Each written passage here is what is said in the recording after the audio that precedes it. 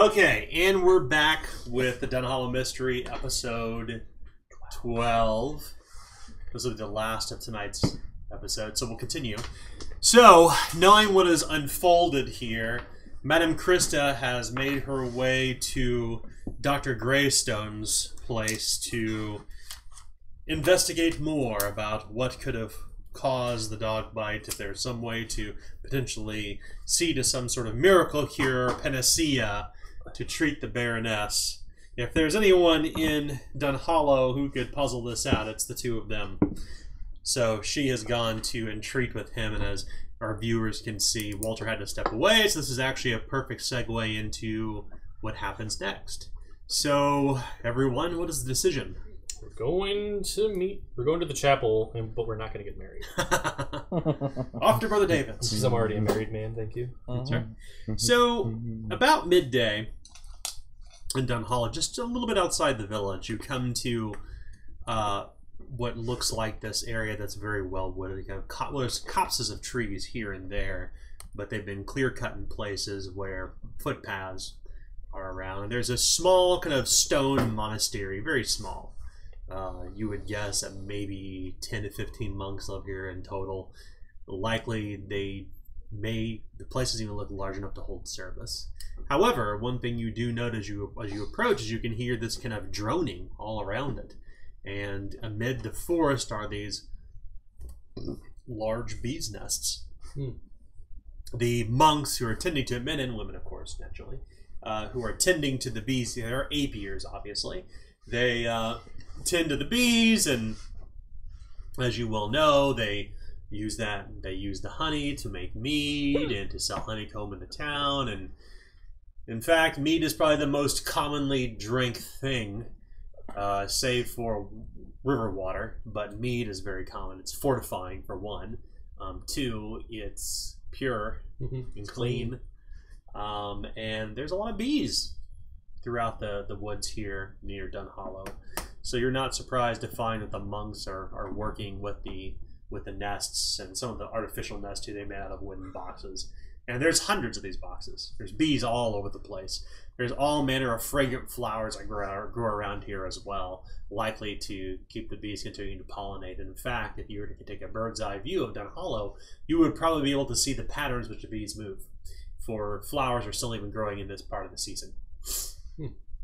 As you approach, there is a monk who is sweeping away the grass from the stony walkway upon your approach. You can see along the way there's some little stone statues. If you imagine, like you see the stone statues in people's front yards.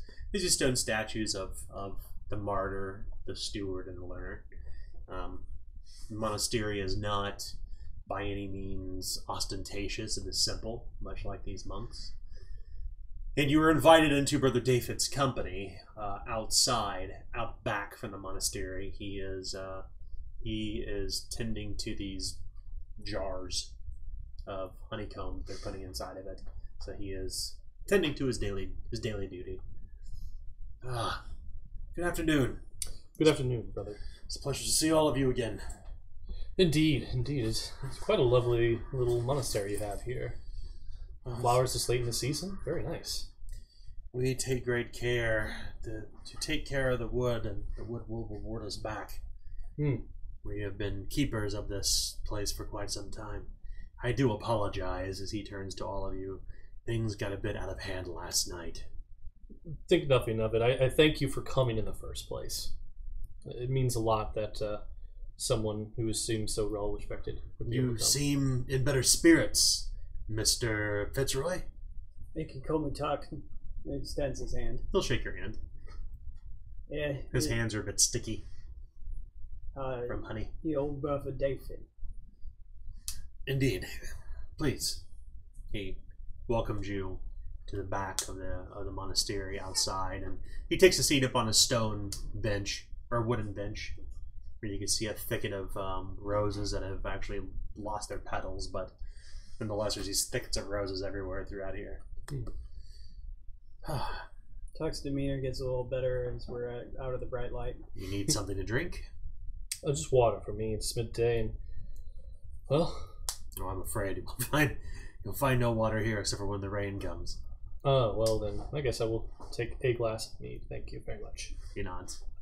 He will go fetch it himself. That might be a good idea, actually. Just one. Little I'll whisper. Hair of the cur that bit you there, Tuck. That one's on the nose. I was going to say, yes, the same thing. Hair of the dog that bit you, but it seems like... He returns Those are about... fighting words around here. He returns about 5 minutes later, as if he literally probably went down in the basement to bring up a pitcher himself and returns. He's removed his shoes so he can walk in the grass. Please. Oh, thank you. He will pour a cup for anyone who wants mead. Thanks. Thanks, brother. He himself also takes a drink. Thank you, brother. Sip, not... To your health.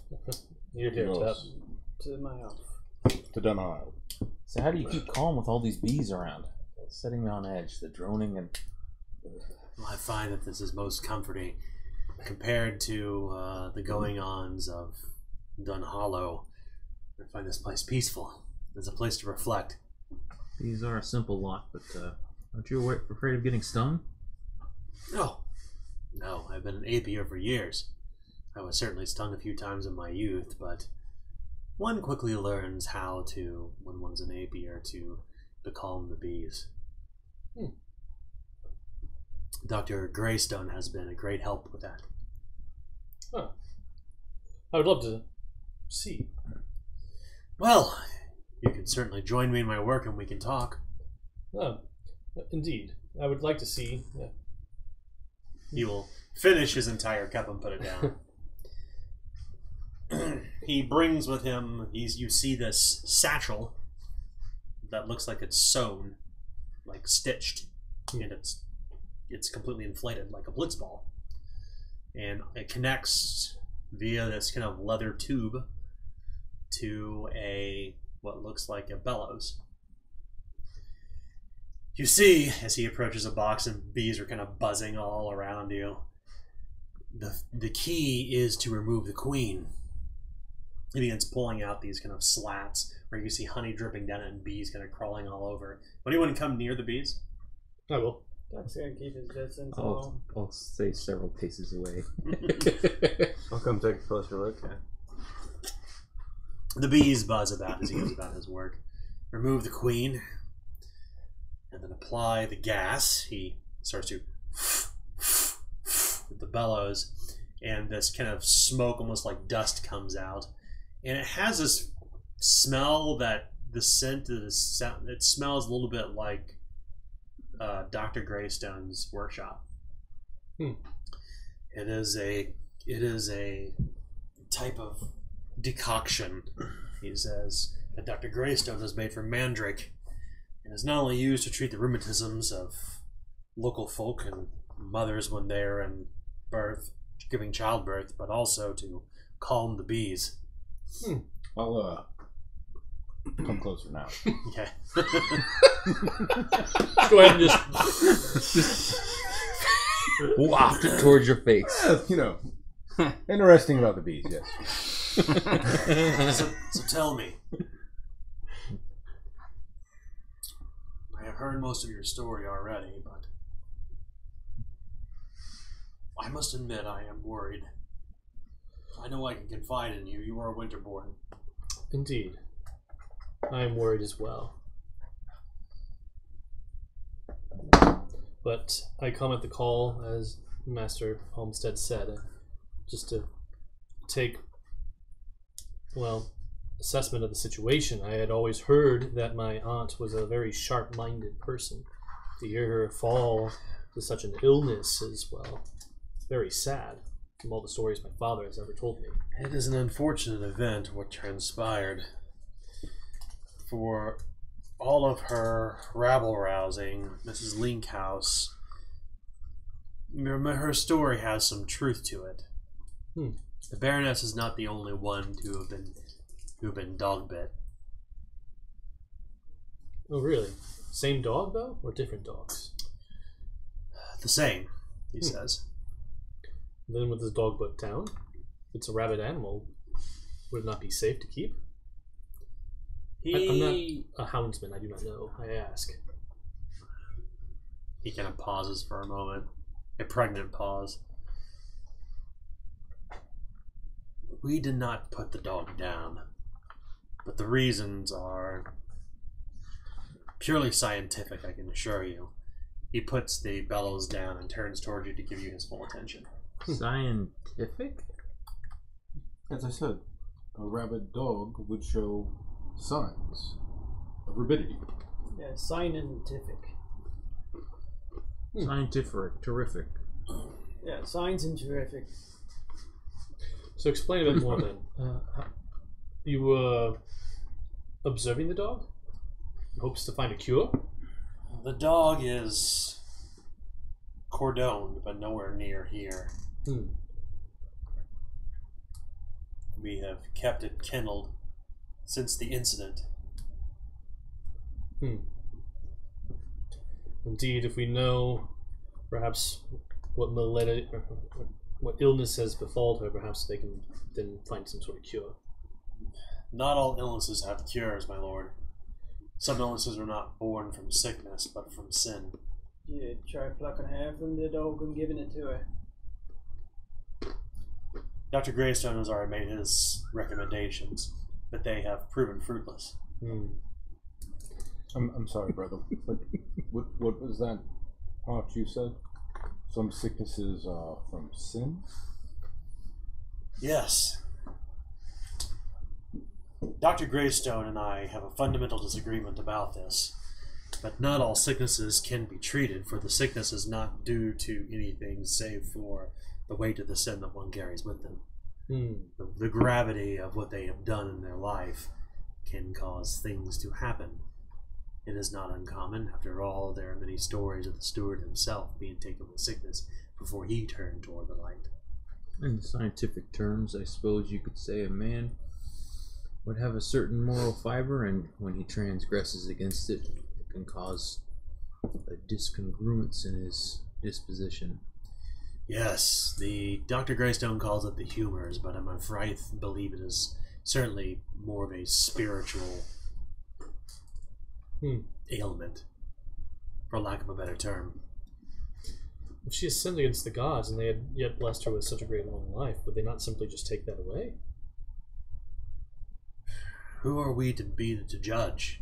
We are not True. We are not servants of the custodian. The custodian has no priests. The custodian will take when the time is right.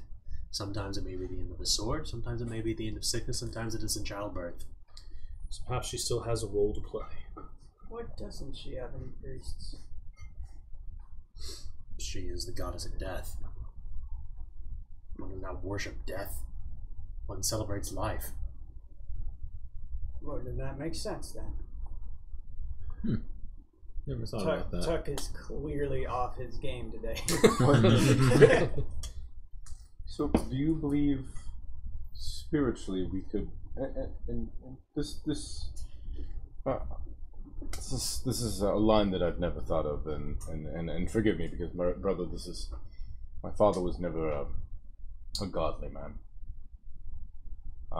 We, of course, went to chapel, but it's never something he focused on. Surely. But do you believe there's a way to remove the sickness? Like, if she has a spiritual man to help this, or He pauses and kind of he's trying to find the right words. I believe, Mr. Marius, that some illnesses are so grave, particularly ones that have been carried for years and years and years. There is no admonishment. There is no way to move past those transgressions. so like her soul is scarred. Is am I using that term right? I think it would be an appropriate way to say it. I would not pass judgment on the Baroness. Admittedly, I do not know her well. However, I know of her dealings. And I know of the Winterborne's dealings. And I know of the tragedies, the many tragedies that have plagued the family. Admittedly, my lord, I also know of your difficulties between you and your wife trying to conceive. Know that this is not your fault, but the Winterbornes have carried a curse. Can you enlighten us on the dealings that we know of course, my lord's uncle, and we know that My situation. father in that terrible tragedy. Misfortune has fallen upon the Winterbornes throughout the generations. That is the most I can say. Why would you go so far as to call it a curse? It seems that someone would have to have cast it upon someone. Someone with malintent. The gods? Oh man. Your guess is as good as mine. Are we still talking about the dog? No, we've As a moved past matter of that time. speaking, perhaps. Perhaps so. If you believe the townsfolk, the hellhound, as they call it, is given to rabidity.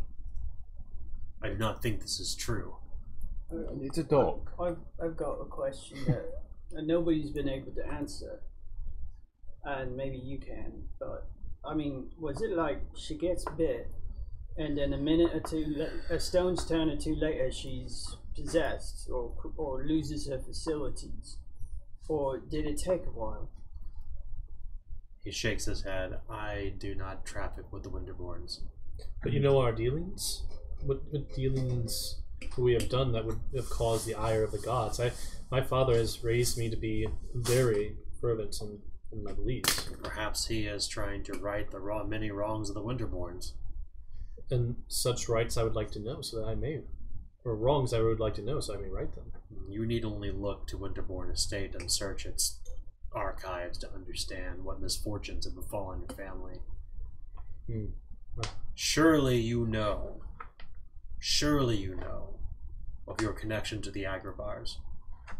I noticed, or Sir Harrison took notice of their banners inside the gatehouse, but we have not yet had any means to read any sort of histories or to know more.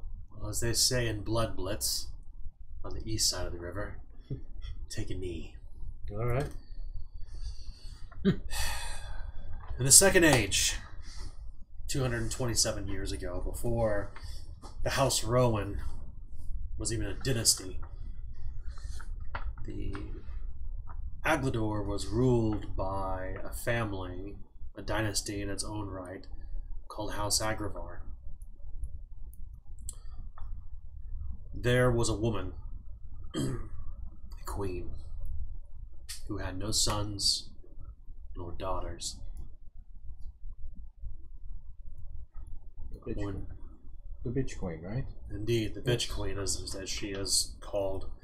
She caused so much discontent within the kingdom.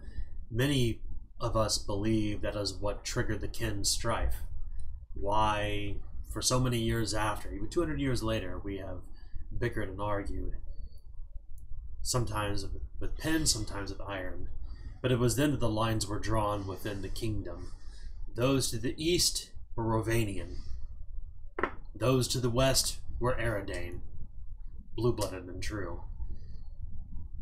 She would find her end in a way that is befitting a witch. But Lysandra Agravar's name lived on through her bastard children.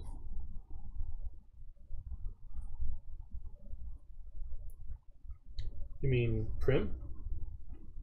No. I mean your father's father. Father's father. Sorry, your great-great-great-grandfather. The one who inherited the barony. Indeed. Your namesake, Wesley. You were not the younger, nor the second, nor the third, and I trust that your father had done so as to not evoke the ire of the curse. But you were not the first Wesley Winterborne. The first Lord Wesley Winterborne, or the Duke, as he was called. He was the right-hand man to the bitch queen. He has blood on his hands to such a great amount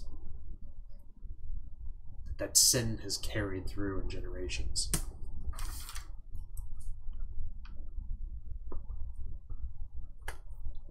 So the bitch queen, out of character, she was the one that caused the kin strife.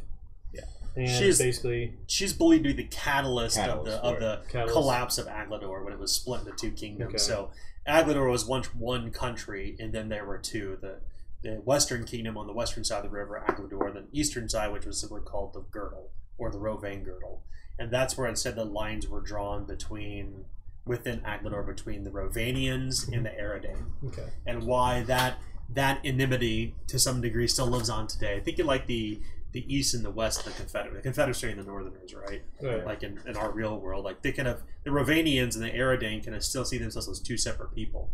The kingdom, even though the current king, Cassandra Malister, is called the Unifier, the truth of the matter is the Girdle still has its own king, the Bastard King, Ethan Priam. And where is the barony located at? Like on the border? The barony of Dunhallow? Yeah. It's on the northern border. It's right between the kingdoms. It's almost like if you think about, so to the west is Aglador, to the east is the Girdle. The river that split the Axewater splits the kingdom in two, right, with the Weald, the Great Forest. And it's at the top of it is Cauldron Lake, and on Cauldron Lake is Old Lork. Above Cauldron Lake, several days, is the barony. Okay. It sits far enough away from both kingdoms to be out of easy reach. Okay. So that's why war never came here. Exactly. It's in isolation. The barony is isolated within the woods. Mm-hmm. But also the bitch queen also was in. She started the vassal state of the Girdle too.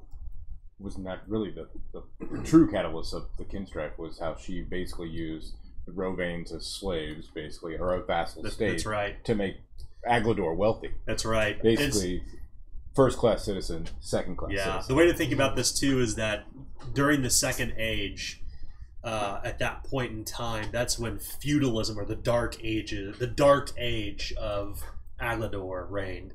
Now, that certainly changed over time in some ways, but she was essentially kind of she's the one who is believed, and whether it's true or not is up to history. It's kind of to history. The history, but they believe that she was the one who had sown malcontent within the kingdom purposefully. But she was eventually burned to the stake, and she was burned to the stake by Haleth Rowan, who became the first king of the Third Age, and that was 227 years ago. Because it's year 227 now, I think it's 227. So yeah, somewhere 220 some odd years ago. She never married, so that's why her children were bastards. She never married, but her children were all bastard born. Okay. Yeah, and that's where Priam comes in. That's right. The king of the East. Yeah. That's right. The Priams were bastard born, but the Winterborns are same. No, I mean So they your were cousins? the right hand man. Well, That means you're a cousin of the bastard king. We may not know yet the extent of Primo, man. That's right. of The the Primo Winterborne is So, all that aside, all the above board stuff aside, no, it's okay. It's good. It's a good conversation. So, all the above board stuff aside, some sin carries through generations, whether it be the fault of the person or not. Some sins have stained the soul. The sins of the father. You truly mean this? I believe it to be so. So the sin stays with the blood. It isn't something to do with the manor itself or something of that nature. It just seems unfair to me. Life isn't fair, I know, but it just... It is our godly duty to do right, to treat all people equally, to treat others how you want to be treated, to be faithful, to be leal, to be loyal, to marry, to have children, to be fruitful and bountiful, to give, to be charitable, to labor, but not for coin, but for the fact that labor itself is a reward in the afterlife? Well, if it's the sins of the father, I mean, there's been a few fathers in between, right? Like, quite a few. I can't logic my way out of this, but I don't even know if it's necessarily true. What I can tell you is the histories, and that is most that I know. So what? Well, thank you for sharing it. So what are those banners up there? We went up to the manor and there were Agravaran banners. Well, they're old. They're probably from the second age. Truly? I mean, He nods. if this Duke Wesley was your great-great-great-grandfather's true father, even though a bastard can never have a true father, then it would make sense that he would want to tie himself to the Agravars, right? It's his lineage. Sure, it's his lineage, but wouldn't he want to distance himself from the bitch queen? I don't know the man's mind. I mean, that was hundreds of years ago. Perhaps we can ask the gods when we meet them. There we go. That does us no good in our I current hope that it endeavors. is many, many, many years before that happens. I agree. It'd be like me trying to time yourself to me, father. So, can we be candid? Of course. Tell me what weighs on your mind. What do you think of this Hugo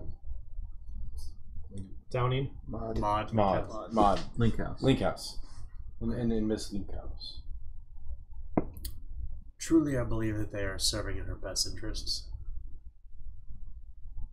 I believe that they have set aside their own lives to see to her ease toward the afterlife. I don't see any ill in them save for the folly of youth. In Maude's case. But Hugo is not a young man. He is not. When Hugo came, though, the Baroness was still lively and vivacious and full of life, despite her many, many years. She was 87, I want to say. Goodness. See, he told us that he had served the house for decades before he returned. He was her barrister. Even before he, but this was before he did his legal studies. He said he served the house as a page? He was a page, yes. What I know of Master Downing, and I will make no judgments, but I suspect the difference in age and knowing the ties between his youth and her family, she very well could have been changing his diapers when he was small. I know for truth that the Winterbornes paid for his education in Chandering. He said as much as that. It would make sense that he would pay but for you. one must not make judgments. One where finds love, one must take love. Whether it be between men, between women, between older and someone of a man's or woman's age. So you said she was 7 and 80 winters, and how many years has he been here? I don't think that's much the point. I think I agree with Mr. David, my brother But I David. would like to know. I'd like to know exactly how many years he's been here. Oh, well. 5, 6. 5 or 6. So he's been here 5 or 6. Okay. Since he's gotten back from Chandry. So she's about 90, no, like 92, 93. I do not keep the longevity. Well, The longevity the catalog of the longevity of the people here in Dunhallow. right. So I should say the Baroness and her family, but here in Dunhallow, yes. the most important thing, though, is that I wanted to know. You told me he's been here for 5 or 6 years, and that's all I really needed to know. Okay. Because I've heard different. Well, We've heard lots of different. Yeah. Again, there's many rumors here. Well, I think it is a small town, and it is a small town, but on the same token, the barony is a very long way away. it is. it's far longer than I thought. The Baroness and her family have lived in isolation Truth be told, it could have been longer than 6 years. It could have been less. Yes, yeah, no, we're not putting you on the spot, brother. It's just, we're really just trying to assess. We have multiple stories, multiple situations, as this dog. Let's take this dog as an example. Yes, he says. You see this dog as a dog, and I agree with you. How can a dog conceivably have ill will towards something? Well, it doesn't have the mind or the faculties to do such. Well, I wouldn't necessarily say that. The townsfolk's concern over the animal is certainly well founded. Brutus, the animal, has had an ill temper since it was but a pup. He was Cavendish's last of the litter. This is the same Cavendish that does the trade route now.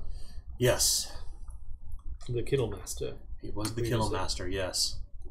After the Baroness and then Brother Aaron, well, Mr. Cavendish felt it best to leave. Well, I understand that Mr. Downing released many of the servants of the household, as the barony apparently has not been doing very well in funding, and plus that manor house is far too large to upkeep without an army itself. So was he given some sort of stipend to start this trade route between here and... left on his own accord. Oh. A self-imposed exile.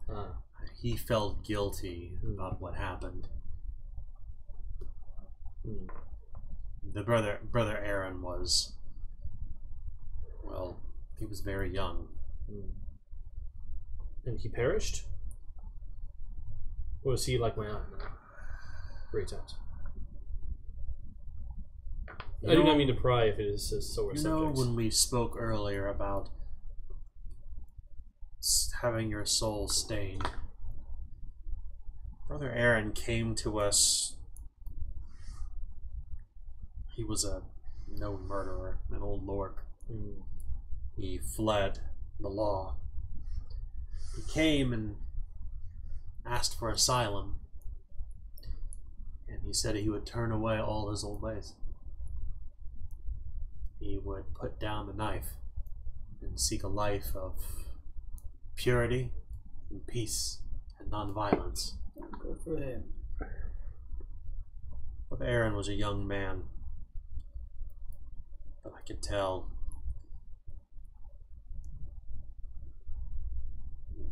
even when you can carve a tonsure, you can wear the monk's robes, you can try to believe in the covenant, the Librum, and the laws of Holy Covenant.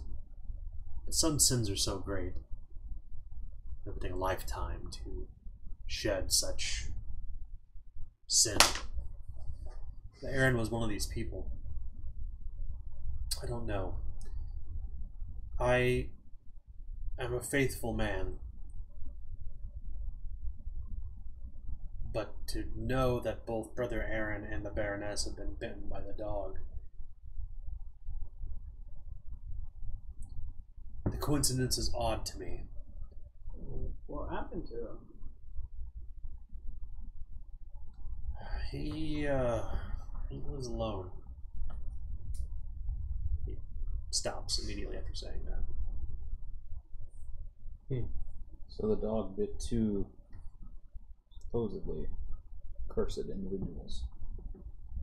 Drawn to them, perhaps? Dogs are born of an intelligence that has been bred into them over the years.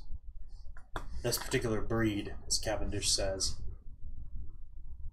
brought from the north. Large animals, pig-snouted, stout. This particular breed of dog are known for their intelligence. They are used and bred for war dogs. I think this is also part of the reason why townsfolk have so much fear over this animal. I personally do not feel it was within my right to put it down. Cavendish was unwilling to do it. I do not believe it was right to do. So we have kept it. Kindled far away from the town. He kind of stops. Is kindled here. In the chapel? He nods. Part of me thinks that's wise because you can keep an eye on it, but part of me also thinks it might be a bit dangerous if it should ever get loose. They're both of those, in fact. The dog is ill-tempered. Very ill-tempered. But it is no reason to put the dog down. It has not snatched children from their cradles. It has not ravaged the townfolk. It had merely bit the Baroness and Brother Aaron. I have heard a tale tell of old men of the woods, hermits, that speak with beasts. Have you ever come across many of these sorts of folk that could perhaps... I know this You mean sounds like Otrigg? strange. Yeah, like Otrigg. He wrinkles his nose for him and says, "You've met Otrigg?" A few days out, we at night came across this man, came across our fire. Stark naked, besides his coat of furs. Well, I didn't know quite how well to take it, so to keep a better eye on the man, I decided to invite him to my fire and, well, treat him to some water. Rude. What? He was rude. Well, I mean, he was very odd, indeed, but I don't know. He went his separate way the next day, and well, we have not seen or heard tale of him since. What? Dunmen are strange, but I wouldn't call them rude. Yeah, he wasn't rude. I meant crude. Crude. Okay, yeah. I was rude. I admit I was too. Rude. A man who called himself Otrigg took asylum here just a few nights ago. Truly. He said he had come here borne upon a wooden horse, and that there was something here for him. He didn't know what it was, but that his dreams had brought him here. We gave him food and shelter and mead. The next morning he packed up and said, "I must go to the Greylands." That's where he's been ever since, I assume. What is the Greylands? The land between the forest and the manor home. Yes, he had said some odd things to us also. Is that where all them pools are? That The lakes, yes. the lakes that were just Quarried. caught? Yeah. Yes. Otrigg told me an interesting story. I had never entreated with I have entreated with many Dunmen over time, but never one of his stripe. What do you mean? He said he comes from a long line of druids. He showed me this bronze. He said he's a torqued lord, whatever that may mean. Does it make any folklore? Any ideas what that means? You may make a challenging folklore test. Okay. Challenging folklore. Alright, 40. Yeah, that's an 89. I'm going to go ahead and just say no. It did not work. No reroll. Yeah, I'm good. Unfamiliar. Never heard the term. He told me stories about people in the north. Close the door, please. He told me stories about his people. He spoke quite extensively of the animals he had raised. And as the stories went on and the mead, he continued to drink mead, the truth continued to spill out. Well, I think it's the truth. But he spoke that he considers no man his friend, that he has spent 2 decades among the animals, and that he has learned their tongue, that he's learned to speak with them. Did he speak with the dog while he was there? No. At this I wasn't point, trying to make jest. no, of course, no. It's funny you should say that, because Otrigg was deep in his cups at that point, and I thought that he was simply Dunking in his cups. certainly. But that morning, before he left, not far from where we're standing now, there was a collection of animals, a great number of which I'd never seen the likes of seen of. I'd happened upon him in the middle of the morning, ready to prepare for as the sun came up. He was humming toward the nests. He was chirping toward the birds. He was chittering toward the squirrels. That's one of the most queer things I've ever heard in my life. But I have, believe you if you say it is true. admittedly, I have seen many men in my time who swear they could speak in tongues. Such people oftentimes go on to be demagogues and lead large churches and have the following of many aristocrats who will bend their ear and empty their purses into their coffers to make them very rich. But this man was not speaking any tongue I understood, and the animals that were gathered were unusual. Very unusual. He shook my hand. I left him with enough food to eat, and he said he was off to the Greylands. I've not seen him since. That's what he told you he was going. He said he was going to a white cave or something to that nature. I did not know what he meant at the time, but perhaps we will cross paths with him again. And Where the lady perhaps not. rolls in a chair.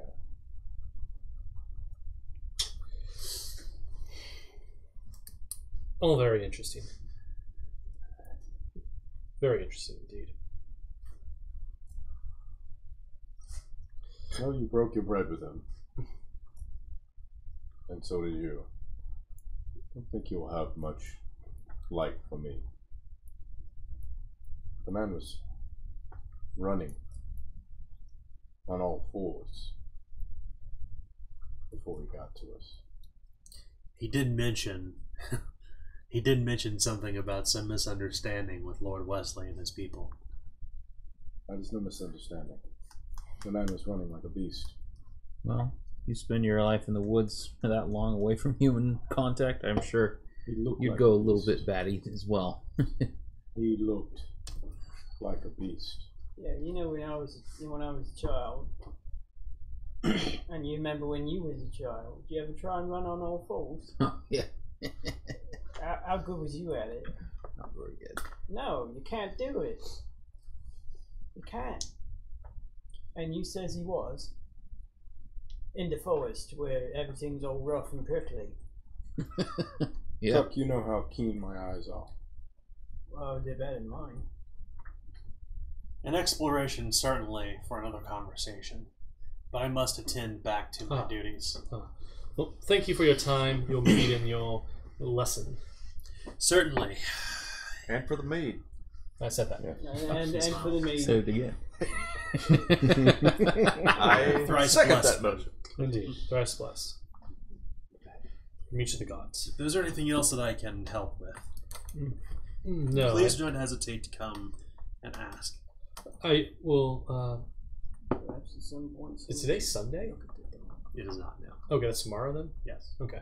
Perhaps we shall be back on the morrow. Sunday. This is the day of rest.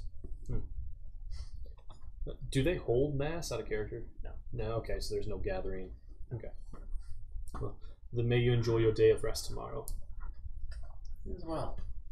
May the learner provide clarity, Master Marius.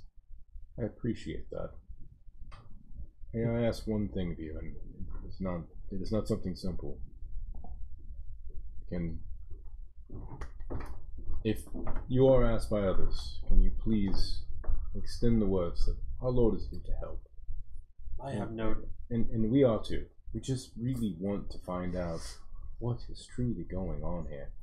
Whether it's as Dendish thinks that, Hugo is mistrustful, or you think there's a spiritual malevolence that's cast upon my lord's household. Where are we at here? We're just, his aunt is very old and very sick. We've seen her. We need to know what to do if he takes this inheritance. He needs to know. He nods. I have no doubt that you are truth seekers at heart, and that the learner's light shines upon you. I think as long as you urge caution with these people, that you will earn their trust. The trust here is not given so easily. The people of Dunhallow have lived in isolation for generations. They have grown accustomed to their own. They have grown accustomed to the many stories and rumors of the Winterborne family. To them, Winterborne Estate is just as far away as Old Lord. They take care of themselves, they're hardworking, they're earnest. But they're not very trusting. You can earn that trust, but honor their ways. We will give it time, and we will do such. How do I do that? Look inside, Mr. Marius. Remember your times at chapel when you were young. If not, come here, and I will share in my sermon with you. I will do this, my brother. When you giving your next sermon?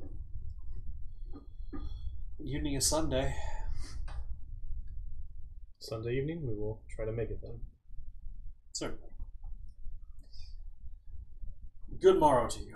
Good morning. You find that it is almost 3 o'clock in the afternoon by the time you've wrapped up the conversation. The dog must be in the monastery. What's happened to Brother Aaron, or where he's at, is still a mystery. At some point, I think we should just get a look at the dog. In good times. Yeah, this was not a good day for it. Why not? I think we should. We're right here. Let's take a gander. Seek out this Brother Aaron. That's what we should do.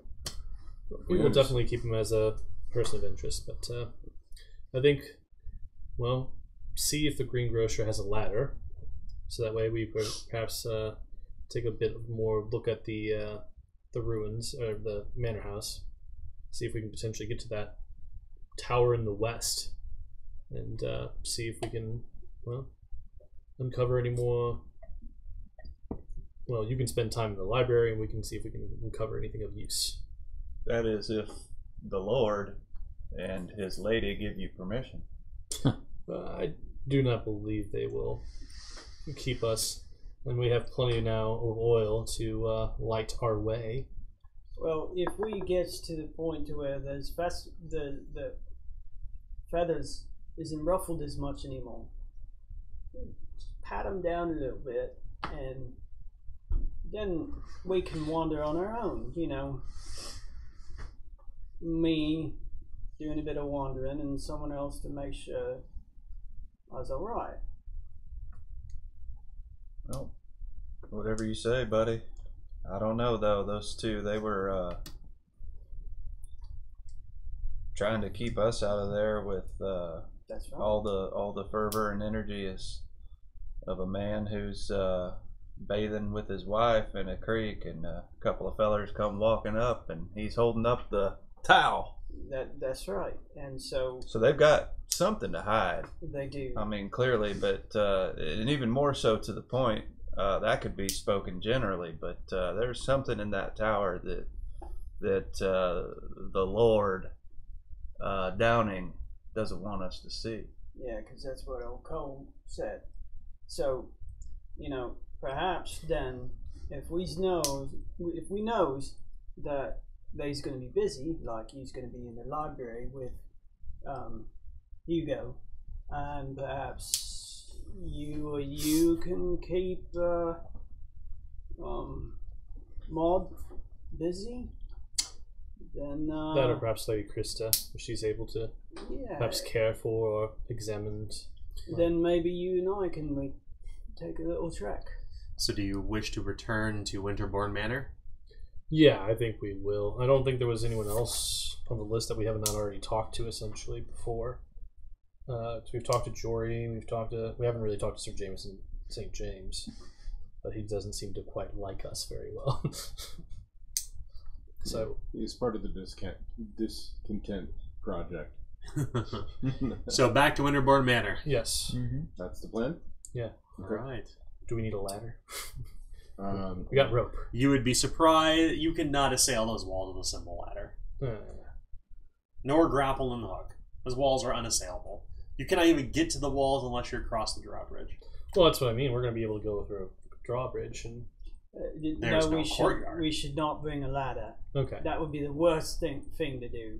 I thought ice would be the worst thing. Well, a ladder over ice would be the worst thing. Yes. Okay. Ladders and ice aside. Okay. That's pretty conspicuous, isn't it? Indeed. It is conspicuous to be bringing a ladder. So. Or a big length of rope. I've got me ideas. You just have to trust me on this. I'll let you do yours. We'll come back. It'll be alright. At least he'll come back. Well, you should definitely make sure you come back too. Oh, yeah, but you know what they said. It's a crumbling and all. Light on your feet. So it is 10:30, and we will mark this the end of our session. Everybody gets 100 reward points. Sweet. We need to make sure to remind Walter of that as And the well. corruption roll. Oh yeah. Right, we got some corruption. I'm up in order. You gained a fate point. I did. Nice. I'm at 9. So once you reach 10, erase all your ranks and award yourself 1 fate point.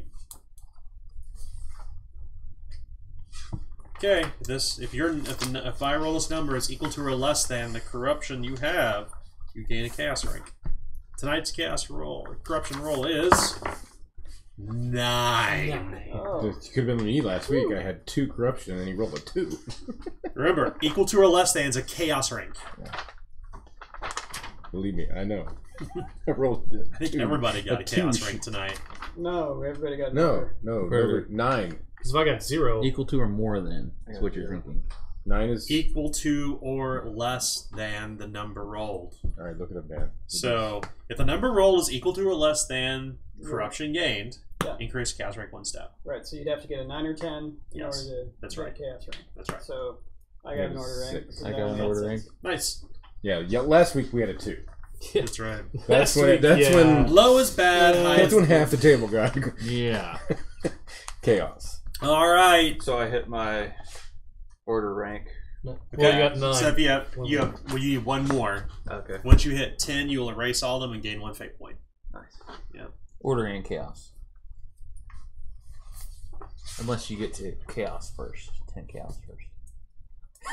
Yeah, for some reason you go from 9 to 10. You know, it happens. I've seen it. It certainly happened. I'm not saying someone did me? that. All right, Me? so we're gonna wrap up. Once again, for our listeners, please back the main Gauche Kickstarter. Yay. We want to hit those pledge goals. We're at 51,000 right now, I believe. If we hit 75, we can do the special edition. So don't sleep on it. 13 days left. We will see you guys next week. See ya. Bye. Bye. Take care. Thanks for listening and watching.